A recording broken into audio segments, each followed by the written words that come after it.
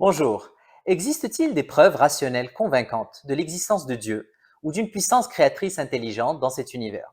Si oui, est-ce qu'on peut utiliser la raison pour faire la part des choses entre ce qui est vrai et ce qui ne l'est pas dans les différentes croyances du monde qui revendiquent connaître cette puissance créatrice suprême? Peut-on développer une spiritualité qui soit basée à la fois sur le cœur mais aussi sur la raison? Si oui, quelle différence cette spiritualité peut-elle nous apporter au quotidien en termes de bien-être et d'épanouissement? Alors, je voulais vous partager un peu dans cette vidéo mes trouvailles tout au long de cette quête intellectuelle et spirituelle pour trouver des réponses convaincantes à ces questions existentielles. Alors, je ne prétends pas bien sûr détenir des vérités absolues, donc ce sera à vous d'analyser les éléments présentés avec votre raison, d'éventuellement prendre ce qui vous convainc et puis de laisser le reste. J'espère en tout cas pouvoir stimuler votre curiosité pour aller dans cette recherche et puis pour en apprendre davantage sur ces différentes croyances. Alors, ma quête spirituelle et intellectuelle a vraiment été, je dirais, entamée au moment de mon exposition à la mort de proches. En fait, la réalisation que la mort peut frapper n'importe qui, n'importe où, n'importe quand, euh, m'a poussé à vraiment essayer de trouver des réponses sur le sens de cette vie, s'il y a quelque chose après cette mort, et une série de questions existentielles. Alors la première question est celle de savoir est-ce qu'il existe une puissance créatrice intelligente dans cet univers, ou est-ce que c'est juste le produit du hasard? Et quand je dis puissance créatrice intelligente, donc ça peut être un dieu, plusieurs dieux, la nature avec un grand N, les extraterrestres, toutes les options sont ouvertes, toute entité intelligente. La deuxième question, si j'arrive à trouver des preuves convaincantes à la première qu'il existe une telle puissance créatrice intelligente, c'est de savoir qui elle est.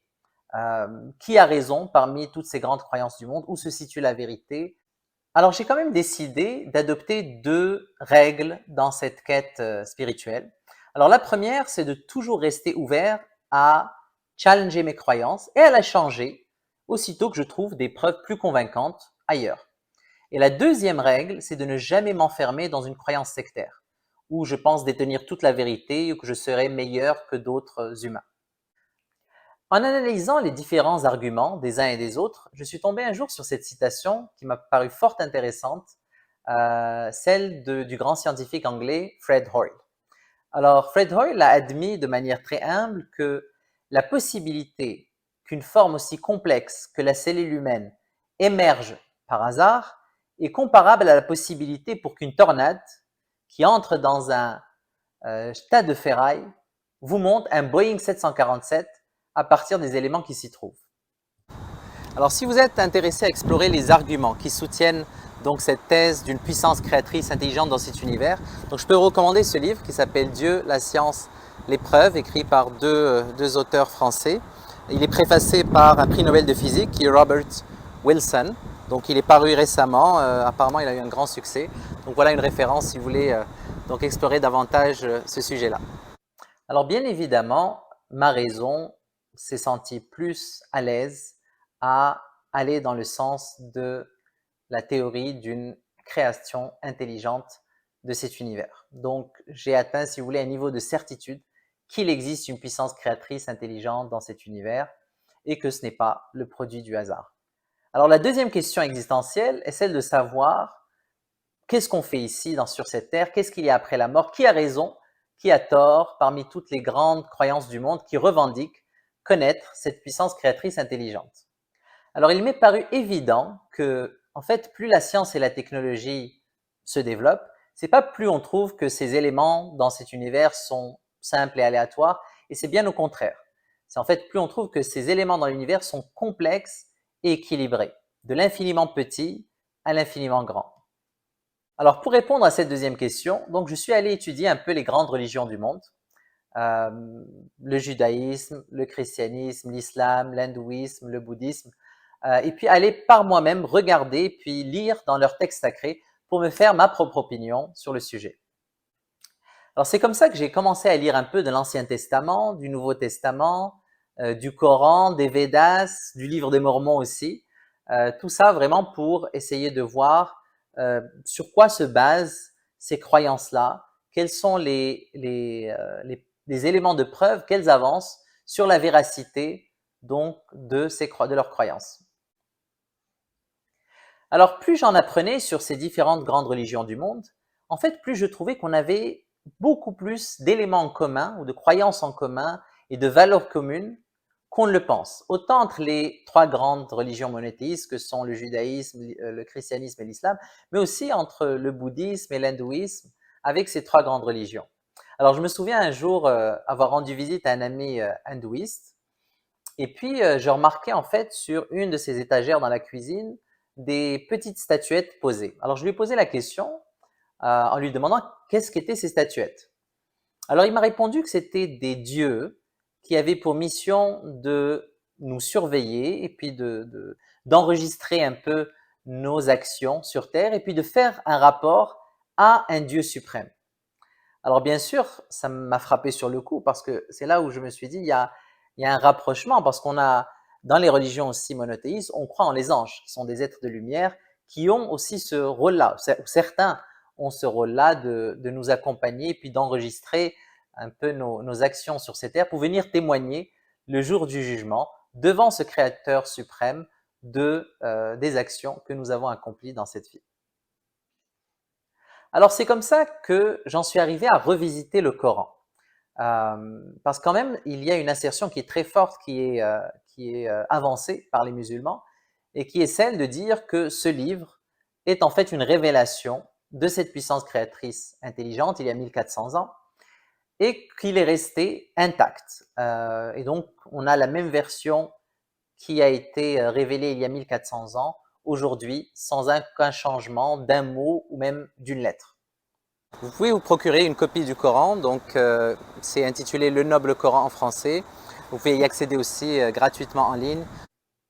Alors c'est comme ça que j'ai découvert en fait un certain nombre de descriptions de phénomènes scientifiques dans la nature qui se trouvent dans le Coran, qui ont été analysés par des grands scientifiques dans leur domaine qui ne sont pas musulmans, comme le professeur Keith Moore de l'Université de Toronto, qui est un des grands spécialistes de l'embryologie, et puis dans l'ouvrage sur l'embryologie est étudié dans les grandes facs de médecine en Amérique du Nord. Alors on retrouve dans le Coran différentes descriptions d'éléments ou de phénomènes dans cet univers qui en fait ont été qualifiés par des grands scientifiques, encore une fois non musulmans, comme assez incroyables d'avoir il y a 1400 ans et qu'en fait on n'a pu les découvrir que grâce à notre instrumentation sophistiquée il y a 100 ans, au maximum de 100 ans. Donc comment un homme dans le désert aurait-il pu savoir toutes ces choses-là où il n'y a aucune contradiction avec les découvertes scientifiques modernes il y a 1400 ans, connaissant l'état de la science en Arabie à ce moment-là, aussi l'état de la science dans les grandes civilisations autour, c'est-à-dire la civilisation byzantine et puis la civilisation perse. Alors vous allez trouver ces différentes, je veux dire, descriptions et puis leur analyse dans des sites web comme Miracles of the Quran ou bien A Short Illustrated Guide to Understanding Islam qui se trouve aussi en toutes les langues, quasiment toutes les principales langues.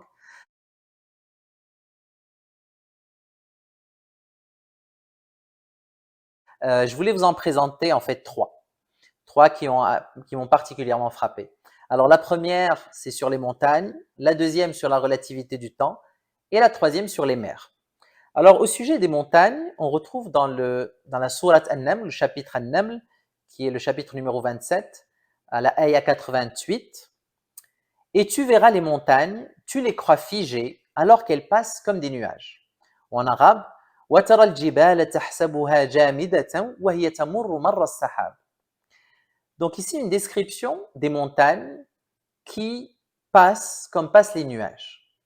Alors, pendant des millénaires, je pense en regardant des montagnes, on ne trouve pas quelque chose de plus figé que des montagnes. Et pourtant, cette description dans le Coran indique qu'ils bougent comme le mouvement des nuages. Alors, c'est intéressant de voir cette métaphore parce qu'aujourd'hui, dans nos connaissances géologiques, donc on sait que la croûte terrestre bouge à cause des mouvements justement de convection dans le magma au-dessous et qu'effectivement, ça ressemble au mouvement de convection de l'air qui amoncelle les nuages et qui forment donc ces montagnes de nuages.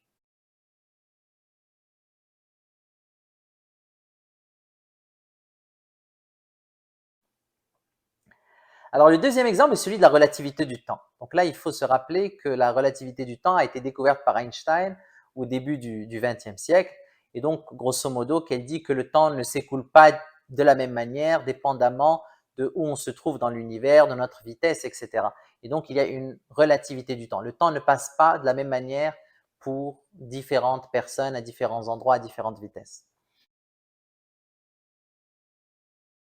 Alors, la sourate, c'est celle de Al-Hajj, c'est la numéro 22, et le verset 47, qui dit: Cependant, un jour auprès de ton Seigneur équivaut à 1000 ans de ce que vous comptez. وَإِنَّ يَوْمًا عِنْدَ رَبِّكَ كَأَلْفِ سَنَةٍ مِمَّا تَعُدُّونَ. Alors, une autre ayah qui est dans la sourate Sajda, qui est la sourate numéro 32, dans la ayah numéro 5, du ciel à la terre, il, Dieu, administre l'affaire qui monte vers lui en un jour équivalent à 1000 ans de ce que vous comptez. يدبر الأمر من السماء إلى الأرض ثم يعرج إليه في يوم كان مقداره ألف سنة مما تعدون. Et la troisième description est celle donc, qui concerne les mers. Et elle se trouve donc dans deux ayats principalement. Alors, une qui parle donc de deux mers salées qui se retrouvent, et puis l'autre, une mer salée et puis une eau douce, donc les estuaires de fleuves. Alors, la première, il indique, il a donné libre cours aux deux mers pour se rencontrer. Il y a entre elles une barrière qu'elles ne dépassent pas. مرج البحرين يلتقيان بينهما برزخ لا يبغيان. Donc ici, Dieu parle d'une barrière entre ces deux mers.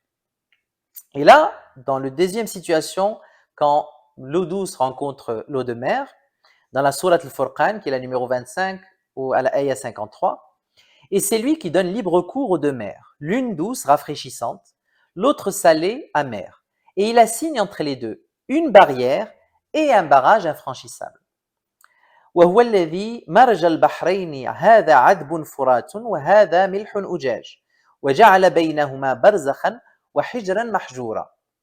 Donc ici, la rencontre de l'eau douce et l'eau de mer, il parle non seulement de l'existence d'une barrière, mais aussi d'un barrage infranchissable. Alors c'est intéressant quand vous verrez les illustrations, en tout cas dans ces sites comme le Short Illustrated Guide to Understanding Islam. Alors, on voit par exemple la rencontre entre la mer Méditerranée et puis l'océan Atlantique au niveau du détroit du Gibraltar. On voit que les deux mers, donc il y a comme une barrière entre eux, elles gardent leurs propriétés physico-chimiques, de salinité, de densité aussi, et il n'y a pas de zone donc tampon où ces propriétés changent de manière graduelle entre les deux mers.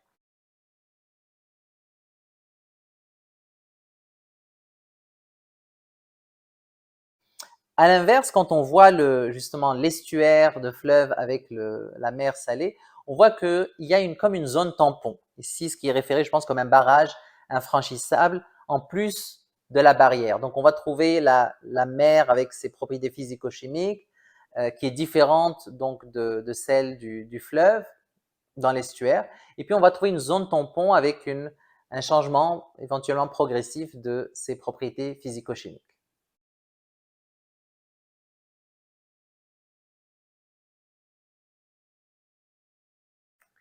Alors c'est comme ça que j'ai découvert en fait le Coran, assez frappant, autant dans sa structure, dans son récit des histoires, dans son côté psychologique, historique, mais aussi dans ses références donc scientifiques sur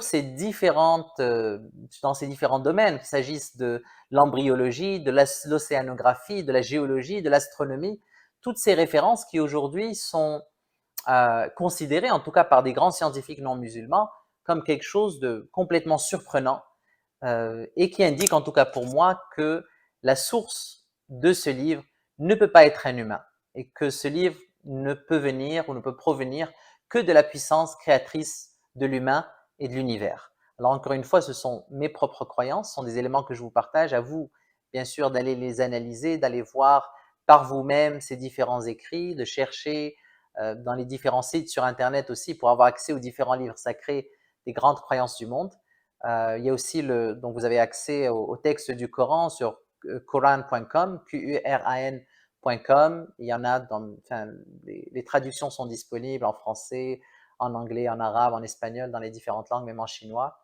Donc aujourd'hui, on n'a pas vraiment d'excuses pour ne pas aller chercher ce genre de réponse, en tout cas à nos questions existentielles.